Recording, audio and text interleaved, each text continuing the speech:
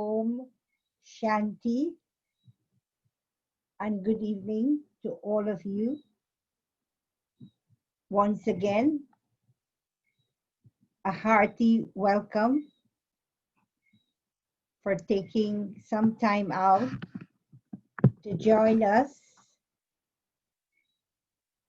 on subjects that is related to our own personal journey, our inward journey, a journey to discover, understand, and to develop ourselves. And that's what we are all about. We're here to improve, to refine, to reach that ultimate destination of exploring and achieving our highest potential.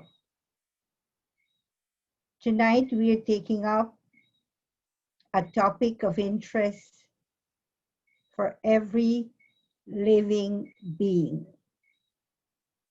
not just human being, animals, plants, the universe. All are nurtured by happiness. And this is why there's a saying,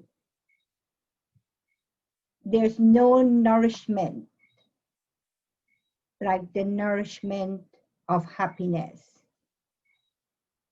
The experience of true happiness can even cure all illnesses. The experience of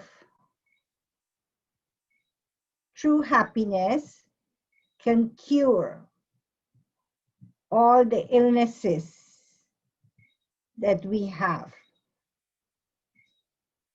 And who is worth my happiness if not me? I once shared that idea, and someone asked me afterwards, does that mean that my children, I should not give my happiness to my children and to my family, etc.?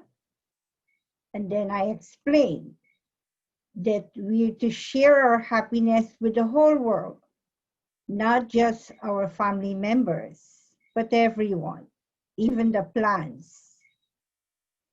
The energy in the atmosphere, they need energy of happiness.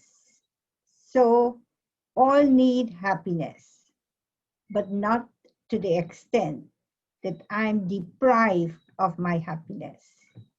I shouldn't give somebody my happiness in someone's hand or in a situation to such an extent that I am in sorrow whilst the other person is enjoying happiness. It's not possible.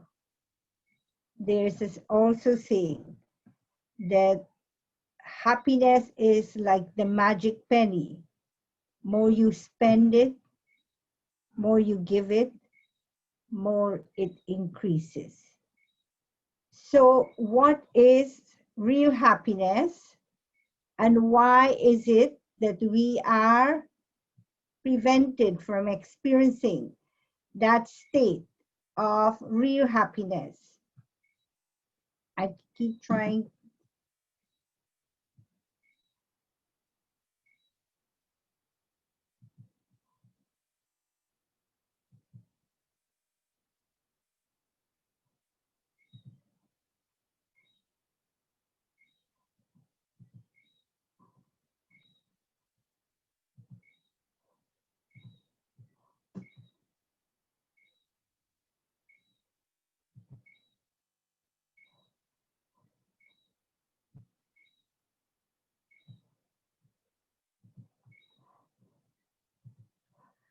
Yes.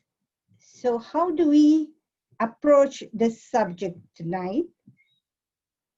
One aspect of the subject is what our reasons, beliefs, toxic belief that we carry, which rob us from achieving a constant happy state. And today I'm outlining 7 such beliefs that we need to rid ourselves from so that our happiness stays stable, constant. And also I'm going to share with you 7 steps which we need to adopt in order to achieve happiness. So if I'm to ask you, how was your day today? Was it a happy day? Or did you had a bad day? And the next question is, what was the determining factor that made your day good or made your day bad? What was it that made either your day good or your day bad? And if I'm to ask you, what would you like your day to be like tomorrow and day after tomorrow and all the other days to come, weeks, years to come? What would you like your day to be like? Bad? I'm sure not. Good?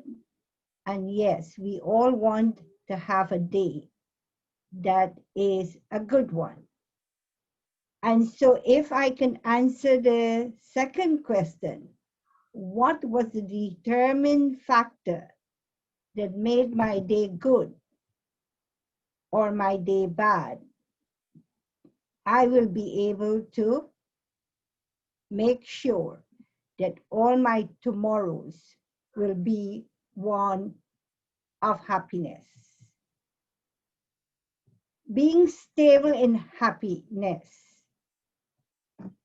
In order to achieve that stable stage, I have to make a list of all the external conditions which are deciding factors to make my day good or bad. One important factor is that no one and no circumstances should be the reason why my day is good or bad. Neither to make me happy, it should not be dependent on the circumstances or situation outside of myself. And if my day, either good or bad, either way, I cannot allow people, circumstances, situation to be the deciding factor whether my day goes good or bad. If that is the case, I am a victim. I'm a puppet. I'm dancing at the tune of someone else. But it is important to note that happiness is in fact a state of being. It is a state of mind. And situation and people, circumstances are outside. They're not part of my mind. So my mind can have that experience of happiness, regardless of the circumstances and situation outside of myself. So take a note that happiness is not an acquisition or a dependency We'll go through one by one to show you why our happiness is always fluctuating. Now, most times we outsource our happiness. We have to stop outsourcing our happiness, as well as outsourcing our sadness. Outsourcing means I put it in the hands. I put it in the hands. The responsibility is in someone else's hand. Neither is my sorrow nor my happiness is in anyone else's hand. It is a state of being. It is a state of mind. Stop attributing your happiness to what's going on externally. Stop blaming others for your own happiness. People can change. Situation can change. And I don't need to talk about what is currently happening globally. We are all very aware of it. And these situations, unfortunately, will become more chaotic. And so these are the moments when we have to prepare for the inevitable. And this is not being pessimistic. This is not to create fear. This is to face and accept the reality. And there's a saying, try and try and try, and you will succeed at last.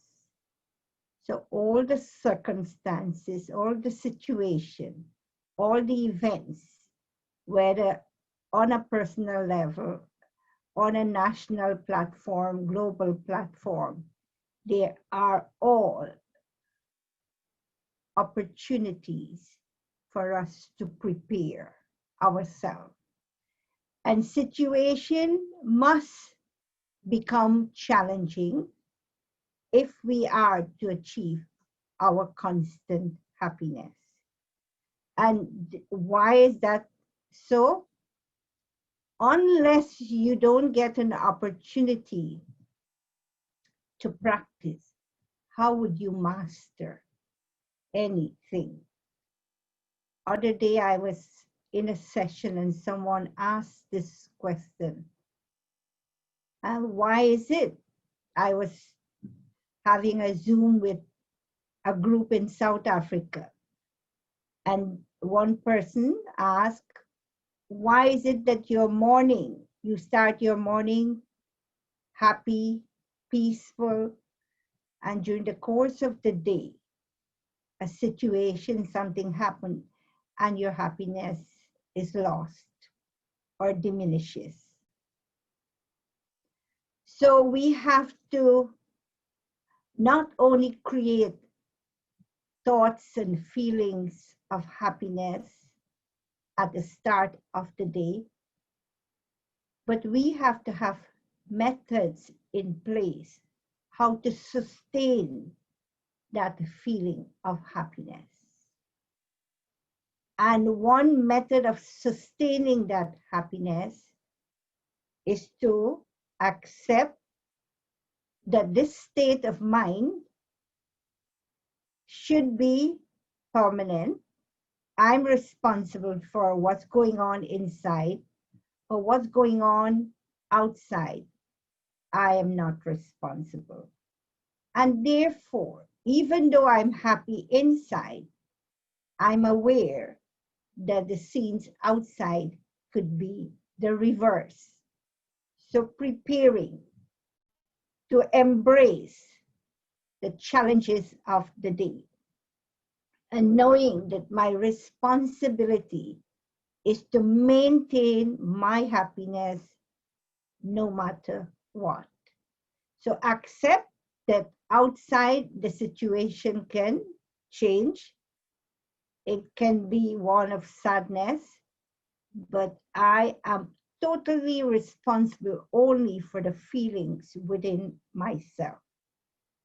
So that one way of sustaining your happiness, being always aware that you are in charge of your happiness, not the outcome, not the situation, not what will change within the course of the day. Your happiness is your responsibility. Your happiness is in your own hands. And this awareness, and then accepting that yes, challenges will come, they will come, so that you get a chance to practice. If you want to maintain your happiness, you're going to have to write some examination. You have to pass. So challenges will come only so you could pass. Situations are going to be in front of you, confront you, and you will smile at it knowing, yes, here is a situation, and let me not focus on the situation. Let me focus on the solution for the situation. Like I always say, problems come, but problems don't come alone. They come with solutions. But if I'm in the habit of focusing on the problem, I'll get stuck by the problem and I will not be able to find solutions. So when the problem comes, tell yourself, number one, that this is not happening to me. This is happening for me. Here comes that moment of the day when I'm going to prove to myself that I am in charge of my happiness, not somebody else or not something. So you challenge yourself at that time. I must stay cool. I must stay happy regardless. And if you maintain your enthusiasm, you maintain your happiness, solutions will come quicker and you'll be able to pass with honor because you would have overcome your challenges. So how to sustain the challenge, your happiness and keep it constant? Be aware that happiness is inside and I am responsible, and what's happening outside is not my responsibility. And that if ever challenges come, they are not intended to harm you. They're intended to help you. And so by the end of the day, you'll be the creator of your own happiness. You'll be the sustainer of your own happiness, and you'll be the destroyer of everything that can rob you of your happiness. So you have to be your own generator, your own operator, and your own destroyer if you want to remain constantly happy. One of the major toxic beliefs is that happiness is an acquisition. And we've been holding that belief over a very long time. So we go after, we look for something, we acquire this, we acquire that. And as we go out to acquire, it's like going to a store and you see a beautiful pair of shoes and you said, that's it, I want that pair of shoes. And so you buy it. And that moment when you acquire that pair of shoes, your happiness is at its peak. Few days later, you still have the shoe. The value of the shoe remains high, but the happiness you got out of it fizzles out. And then you go, and I think you have the answer. In fact, I often use this as an example. And no matter which corner of the globe I have gone, I've always asked, what do you do at that time? When you find that you have the shoe, but you don't have happiness. And no matter who are the people I am addressing, whether they are business executive, whether they are children, whether they are people from a religious organization, whatever the kind of people, I ask the same question, I always get as a response, first answer, buy another pair of shoes. So that's what we do. We go out, we find another pair of shoes to give us happiness. And before you know, we have that many stuff that we have acquired. And when we are still not happy, we feel those things are clutters. I want to get rid of them because I have so many stuff, but where is my happiness? And so happiness definitely is not an acquisition. Another toxic belief, happiness is an achievement. I need to achieve my goal before I could be happy. Achievements are always in the future. Happiness is not in the future. It is now, in the moment, in the present, here. Happiness is not an acquisition, an achievement. I often tell this little story. There was a young man selling oranges under a shaded tree. And whilst waiting for customer, he fell off to sleep. And someone, a foreigner, passed by, wanted to buy oranges. Ruse, tried to awaken the guy very rudely. I ruse him very rudely and say, what are you doing? You should be busy selling your oranges. And the young man looks at him and said, and then what? And the foreigner said, don't you understand?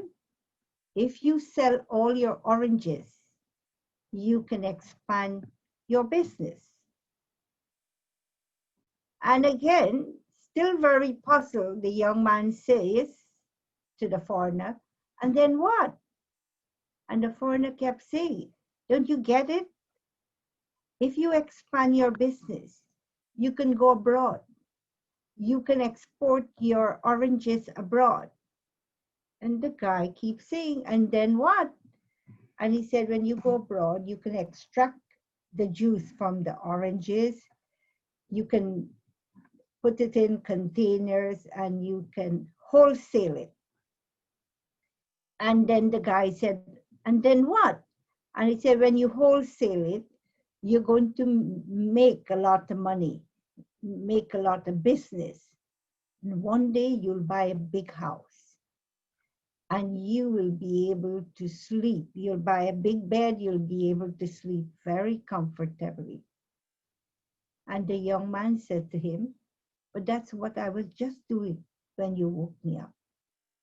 So we go full circle, acquiring and achieving, only to discover that even though I'm very talented, I've acquired my degree, I'm earning a lot of money, I have my dream car, my dream house, I have a beautiful family, but I'm still a seeker of happiness.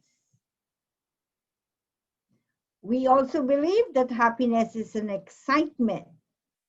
It's like when you were taken to the first football match and football is your favorite sport. How do you feel?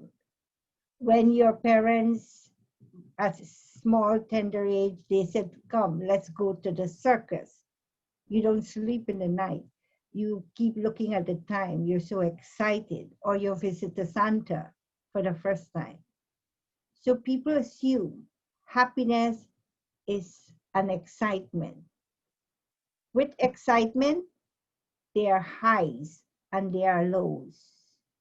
You become very excited, and then what happened? You dip, and you find that there are individuals in the world, the more excited they get, they display, they're the ones who go to a deep low very easily, very often, very quickly. So the highs and low, that's not happiness. Happiness is that contented state, a natural joy within. It's not a high and low situation. Another toxic belief, happiness is dependency. Do I need to depend on someone or something to make me happy? All dependency leads to some form of addiction. Some people are so addictive to their coffee that when they wake up in the morning, the first thing, if they don't get their coffee, they're rushing, and they're not able to have their coffee, they can get headache. So coffee even gives them discomfort. The addiction gives them. And we all know, we've heard people who smoke or take drugs, when they don't get it, they feel low, very low. And when they get it, they feel high. So any form of dependency can lead you to an addiction. I need to have this person around me all the time. I need to have these things around me all the time. I need this kind of food. I need this, I need that in order to be normal, to be happy. That's a dependency which, in fact, sabotages our state of happiness. Happiness as an attachment. Is happiness an attachment? All spiritual seekers, when they go to their spiritual guru or godfather or preceptor, they're taught one thing at a very early stage in the learning, that happiness is not an attachment. You know, if you really want to find yourself, you've got to take this journey alone. Alone. Because when you're in the company of others, your perception gets all mixed up, colored by other people. So it's not that you should live your life alone. That's not what is being advocated. But if you want to find yourself, your real self, you have to do that inner work, that inner journey by yourself. And then you can share your discovery, your experience with everyone around you. It's not that you have to leave your family, you have to leave the world, you have to go in some jungle somewhere, no, or some mountain or some hut somewhere. No, it's not like that. But the inner work has to be done alone. This is the holy grail of self-esteem. It's a journey of finding the self, and it has to be done alone. Where there's attachment, there is fear. When I have something and I'm attached to it, it comes with a price. The fear of losing that one or losing that which makes me happy. So if my attachment is a high risk of insecurity and fear, and so I need to be aware that attachment of any kind will lead me to fear and insecurity.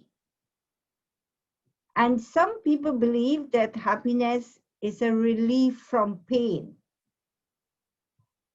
all kinds of pain we experience, not just physical pain. When there's physical pain, some of us, all of us, if we need to, we have to take medication. But what about the emotional pain? So that's another form of pain. And when we go through emotional pain, we feel that if I take something to rid ourselves from that feeling of loneliness or sadness or emptiness, if I take something, I will be relieved, then I will be happy. And we know that's short-lived, and that's not a method of achieving permanent, constant, stable happiness. So the last one I wanted to take up is happiness success? We all have had levels of success. We've all experienced what success is.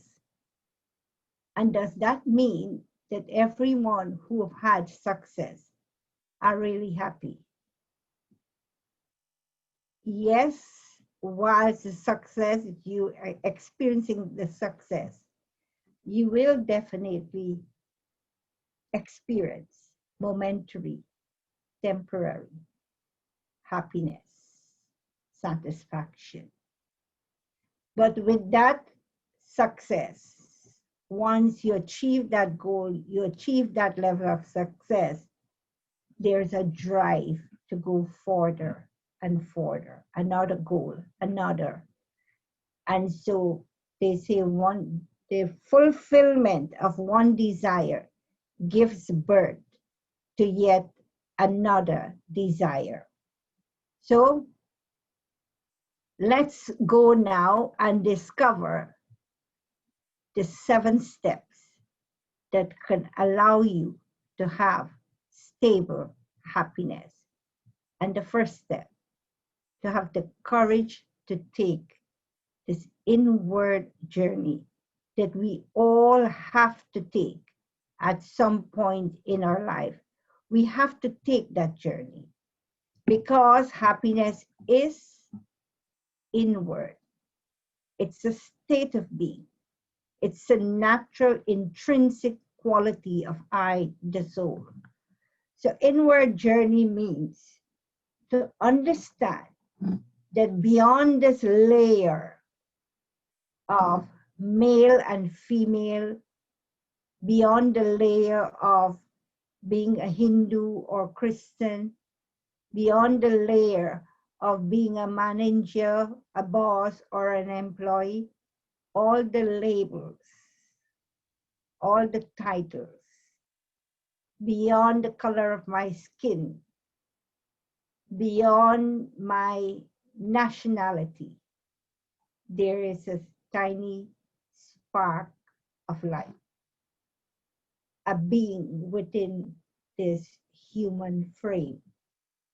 This is why we say one is human. Human refer to the physical body, and the being refer to the soul, the spirit within. So to call myself a human being means I am a soul, and this body is my costume. So the human aspect of us is this body of bones and flesh. And the being aspect is the soul within. And when the soul is in the body, it functions. So when I say I, me, mine, I'm referring to I, the soul. I'm not referring to I, the body.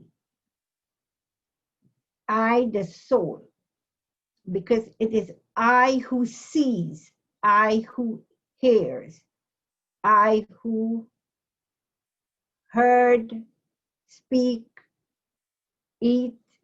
It is I, the soul, that does. And why?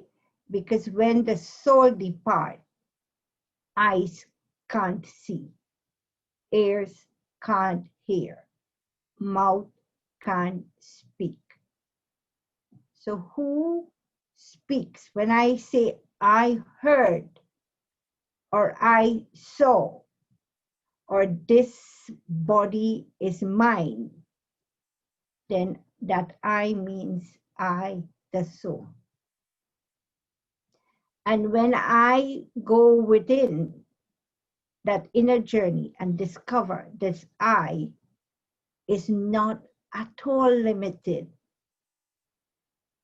that I is an eternal, immortal, imperishable, indestructible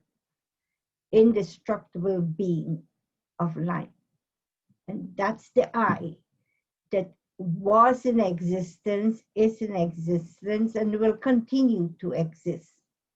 That's the I that belongs to God.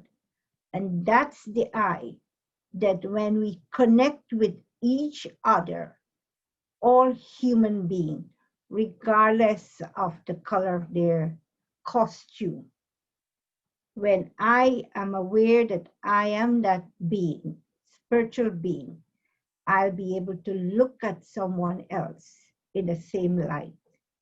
And that I will allow me to have mutual respect and brotherly feeling for all humanity, regardless. Once I come into put on the robe of religion, then I am going to create separation, discriminate. I am Hindu, I am Muslim, I'm Christian, I'm Jew. That's where discrimination comes. When I put on the I of being male and female, there again. When I put on the I of I am Canadian, American, British, whatever, that's where discrimination comes from. So that journey we all need to take.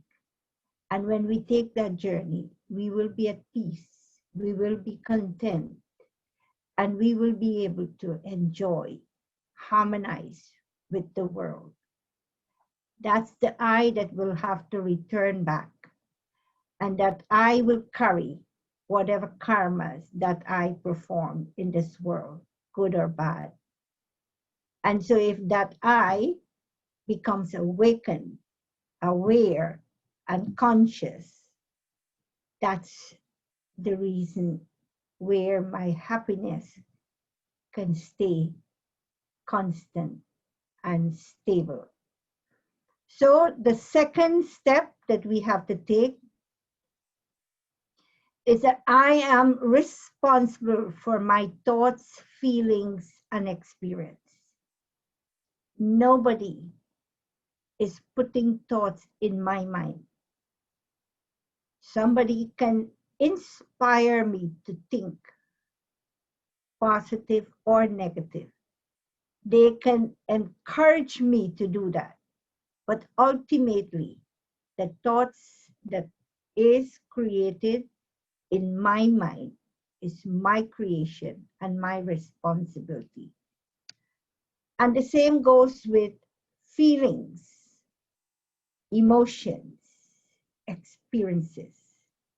All of them are my creation. they are not in anyone else's hand, nor should I blame or give anyone that responsibility. So, second step, if I'm feeling bad, if I'm having negative feelings, if I'm feeling sad, it's not anybody else's responsibility but mine. And equally, if I'm feeling happy, if I'm feeling love or peace, it is my own creation. Somebody can inspire, but nobody is responsible. And only I can change those feelings. Only I can change those feelings, negative or positive. Nobody else can change those feelings. So I'm feeling sad, I can change it. I'm feeling happy, I can sustain it. It's not in anybody else's hand. So this is a second step. One step, the inner homework, the inner journey to know who you are. And the second step is to be responsible for my thoughts, feelings, emotions, experience. And now it's my response to what is happening that make me happy or unhappy. This is rocket science. This is not hard to understand. It is my own response, not the situation, but how I respond that makes me happy or sad. So that step I need to take charge of my feelings.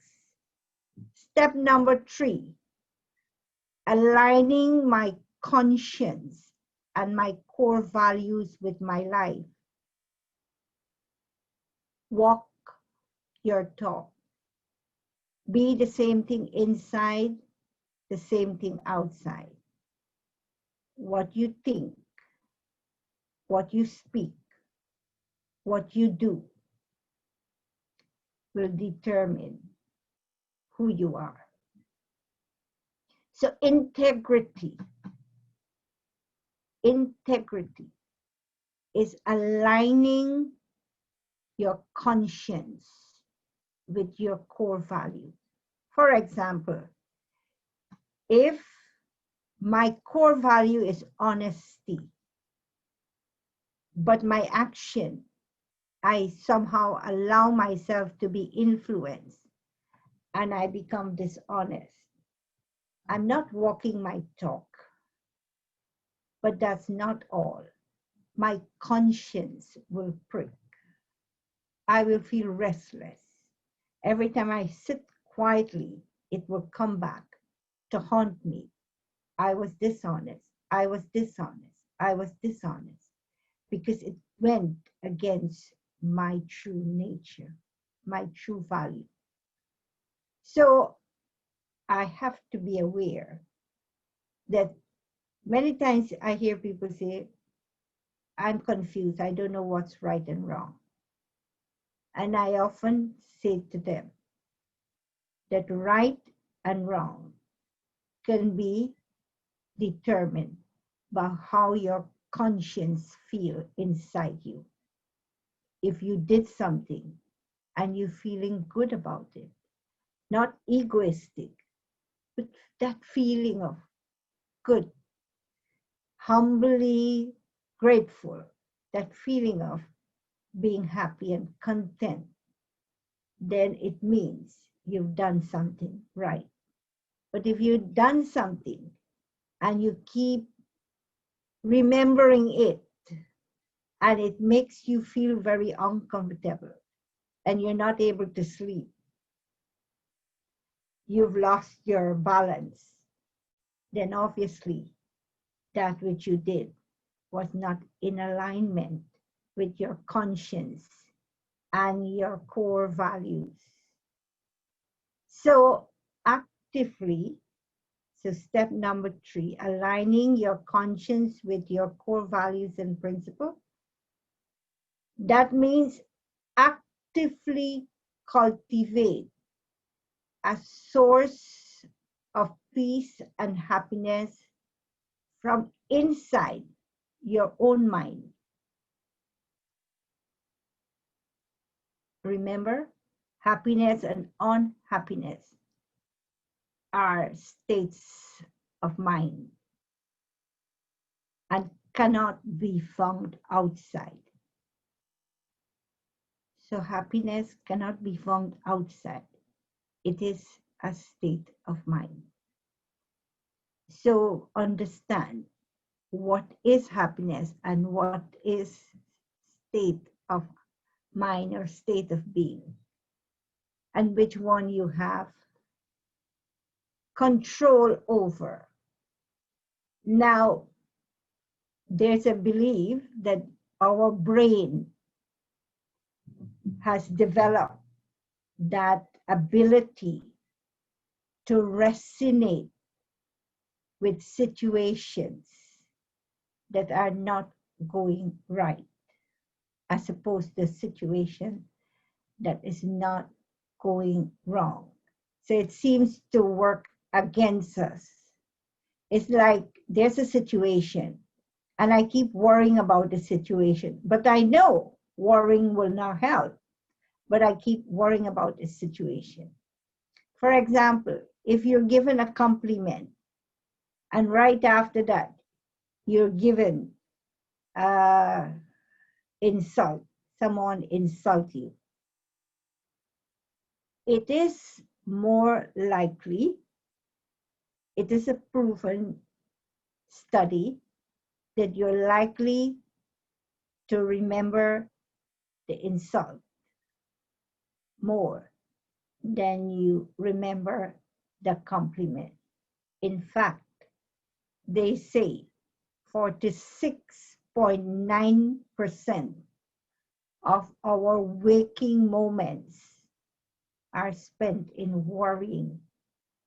And we know worry does not resolve anything.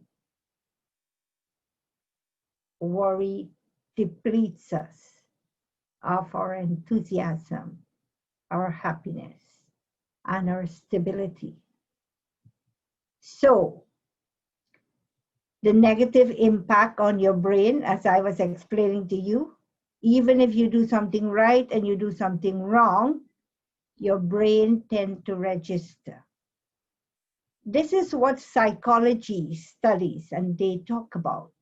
But in spiritual study, we translate that to mean something quite interesting, quite different. Because there is acquired habit and there is intrinsic, innate, eternal, original habits. Our original habits are peace, love, happiness, truth, wisdom, purity, power. 7 of them. Peace, love, happiness, purity, truth, wisdom, power. This is our intrinsic. It is part of the soul. So since the soul is eternal, these qualities are eternal. And we came with these qualities. We are not here to find them or acquire them, to say the least. We've come here, but they are in a seed form. Just like you have a seed, and from that seed, you can get a full-grown tree laden with fruits. It is the same. The soul comes with humongous potential, but the potential is in a dormant, sleeping, merged form, and we need to emerge it. And so every act that I do in love, with love, motivated by love, I am growing that seed of love. Every word I speak or interact with anyone, I do it out of love. Then I am growing the seeds of love. So this is why we have come on this earth and we have adopted a costume, because we have a part to play. And during our birth and death, between the time the soul adopt the costume and leave the costume, that time, all the opportunity of acting and interacting is opportunity to grow seeds of love and peace. So every action, whether I'm thinking, it should be thoughts of love, peace, and happiness. I'm speaking, it should be the same. I'm interacting, it should be the same. I'm doing something, I do it with love. And I will be able to grow the seeds of love. And when I leave here, I will leave here as embodiments of love, embodiments of peace. This is the reason why I'm here. Step number 4, relationship, traffic, pollution. Anywhere in the world, what happens? So I'm giving an example. Once I was living in London for a couple of years, and during that time, I cannot imagine a well-known city in the world. And I look at the street, they are so tiny, incredibly tiny. And that's the city I was living in. And every time you go somewhere, you have to, the lanes are so narrow that you have to, with lights, with your signal light, you have to signal the other person, the one coming forward towards you. You have to signal them, okay, you go, or they will say, okay, you pass, you come.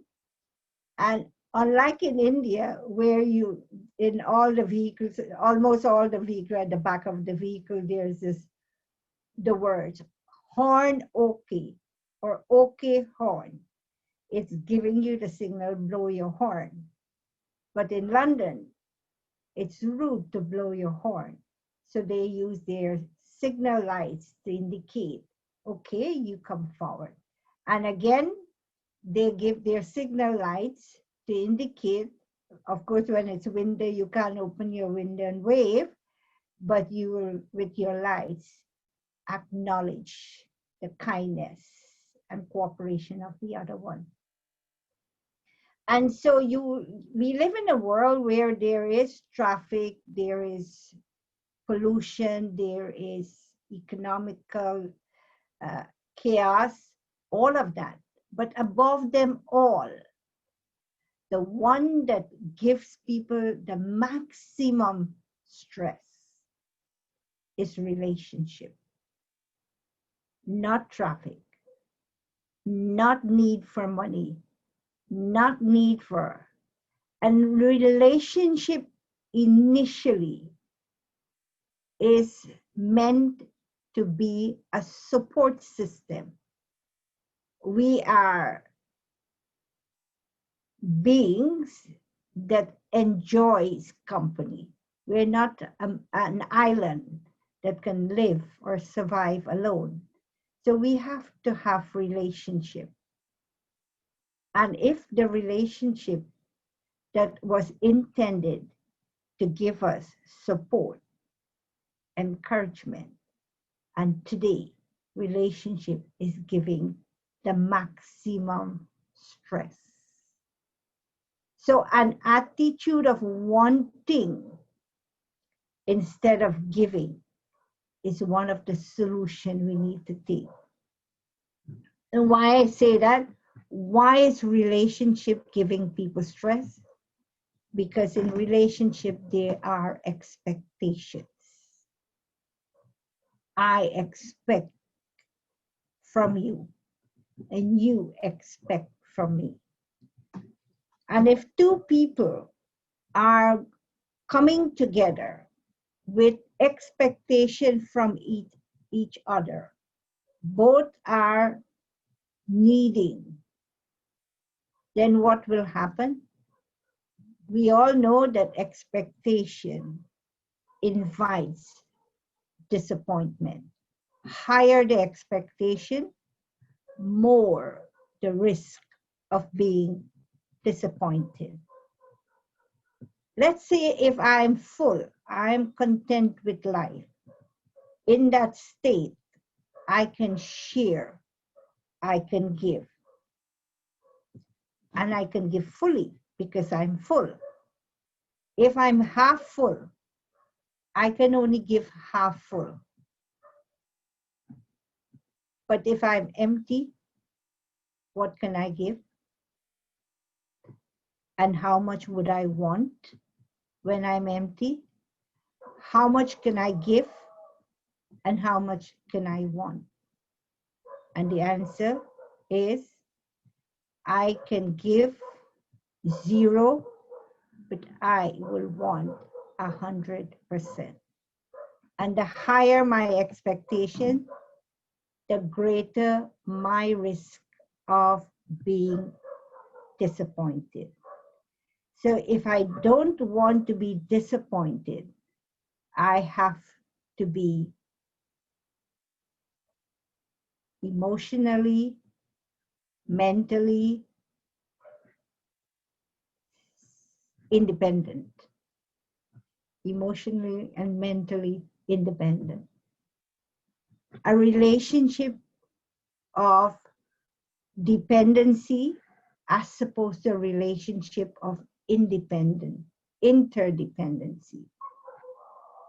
where I bring something on to the table. I bring sweetness, I bring love, I bring creativity, and the other person offers also something, and together we empower each other rather than I'm expecting and you're also expecting.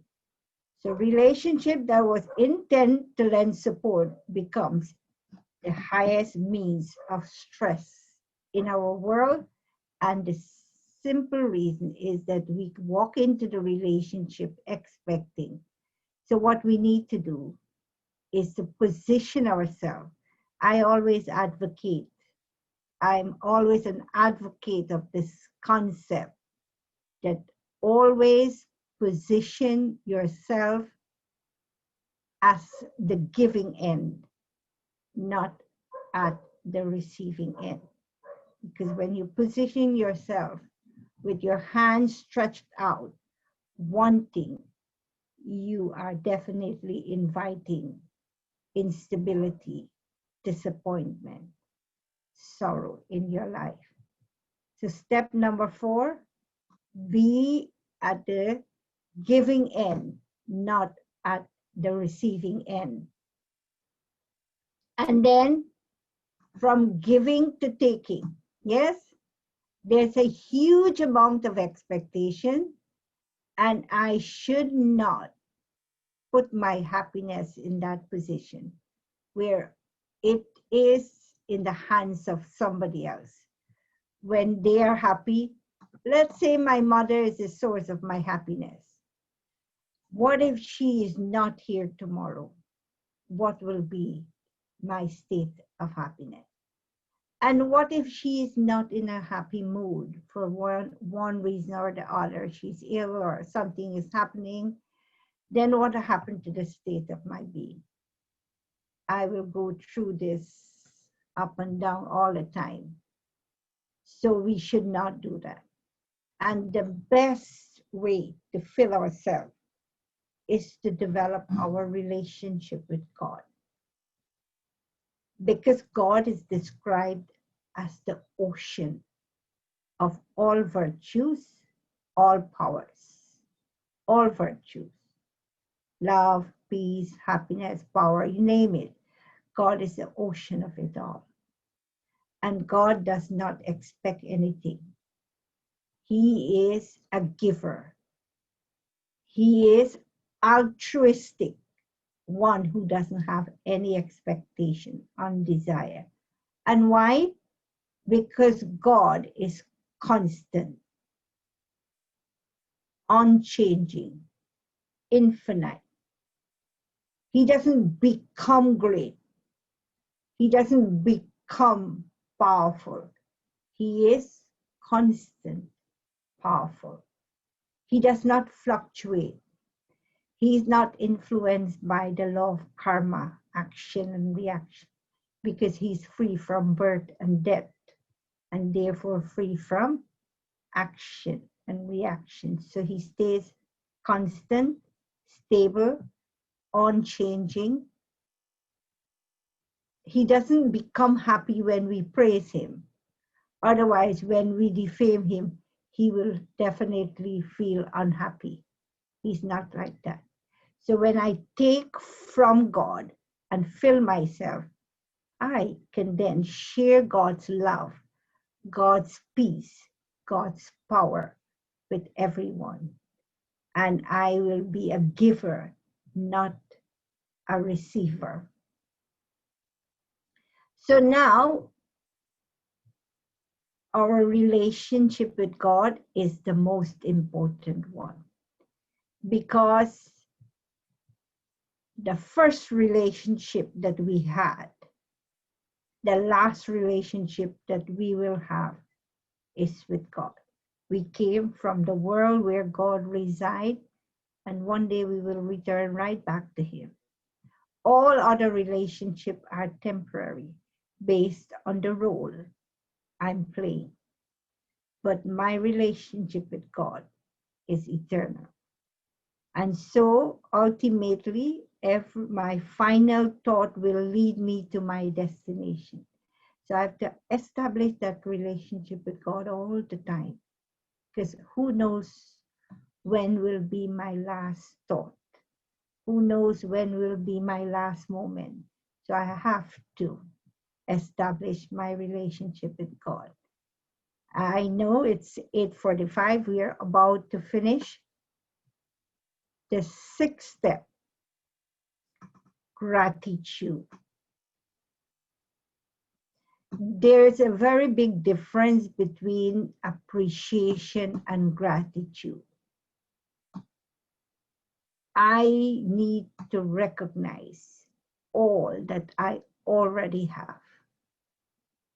That's gratitude. So I need to start making a list. I remember one person coming to see me and very depressed, whatever is going on.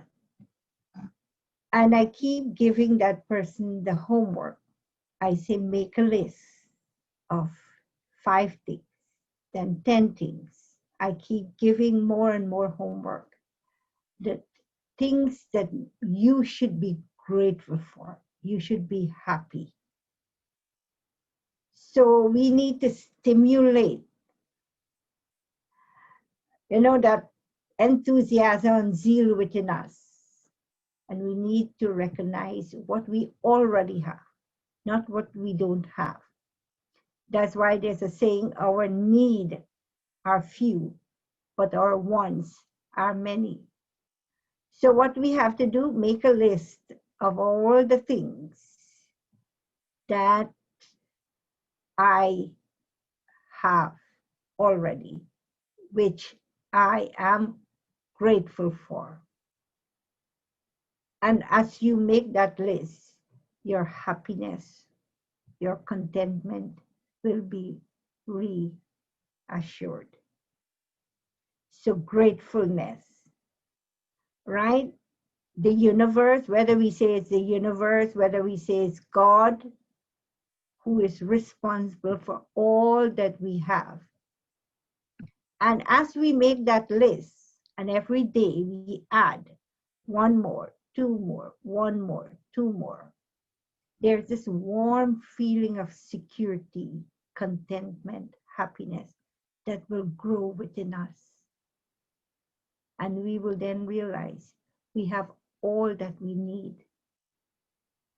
When I was growing up, I always used to hear the words that, in fact, there is a song. It's a Hindi song. And it says, it's in Hindi. I don't need to say the Hindi words, because anyway, you will understand it. But in that song, it says, at least God will never, ever see you starve. He will give you, plain food. Even if he has to give you salt and rice, He will give you. He will never see you starve. So do I have that faith in myself as a child of God that my Father will always be there for me, behind me, side of me, walking ahead of me, but He will constantly be in my company and He will never see me starve.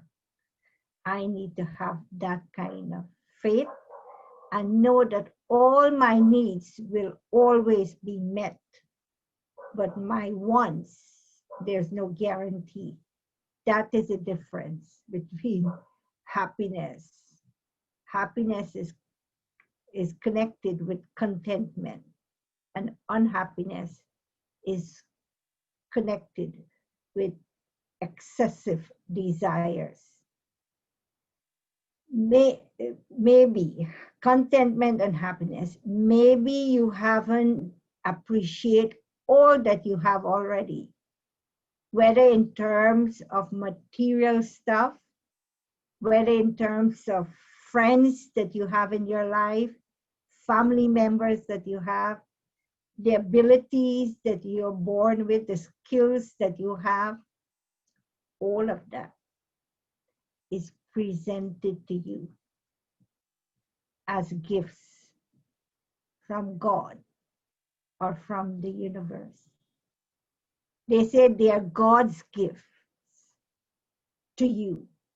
And so we should never have ego of those gifts, whether it's prosperity, materially, whether brilliance, intellect, whether skills, whether our creativity.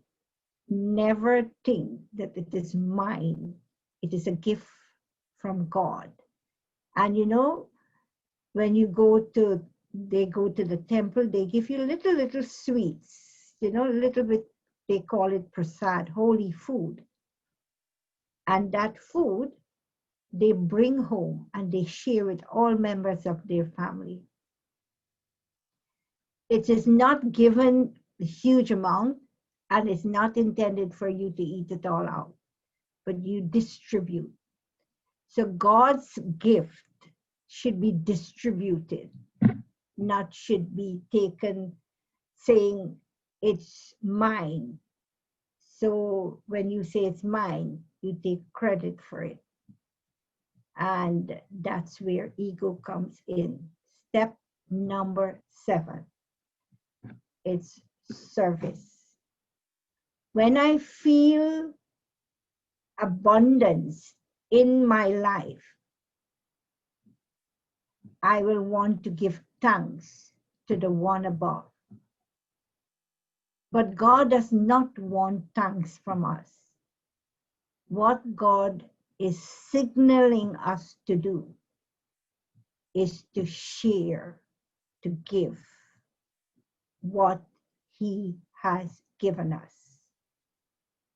So God doesn't want us to, He said, I make you a flower. You present to me a bouquet of flowers. Make others the same way I make you. That's what God expects from us. So whatever we have, we should share that. And that gives us the greatest feeling of happiness and contentment.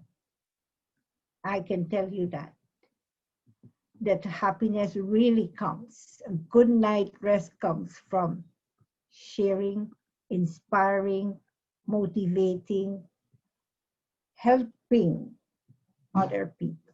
It's the greatest form of happiness and contentment. So we can give by praying. You know somebody is ill, you pray for them. You have good feelings, good wishes for them.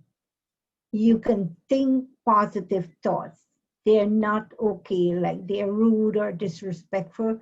You keep having the positive thought, they're going to get better. They are better. Keep your vision high for everyone.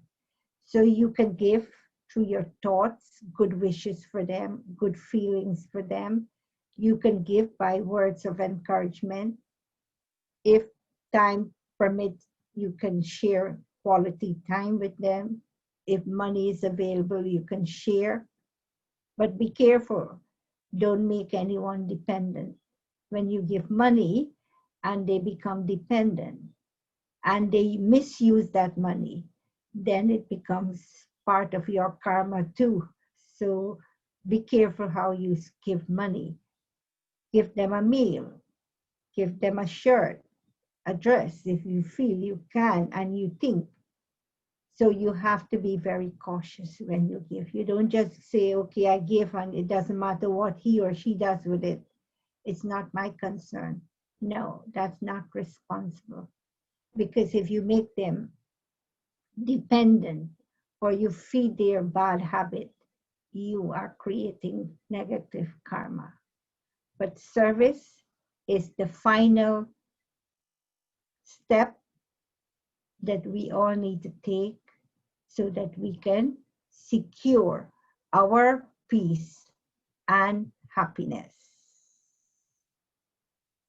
Okay, so I want to say thank you for your patience and your time, and that we meet again next week, Tuesday, same time.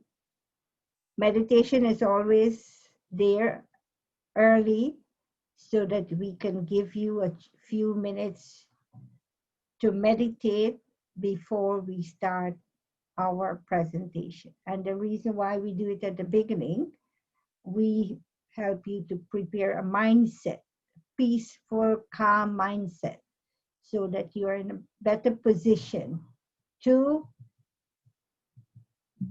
appreciate every aspect that we share. So let me say good evening and God's blessings to all of you. Om Shanti and good night.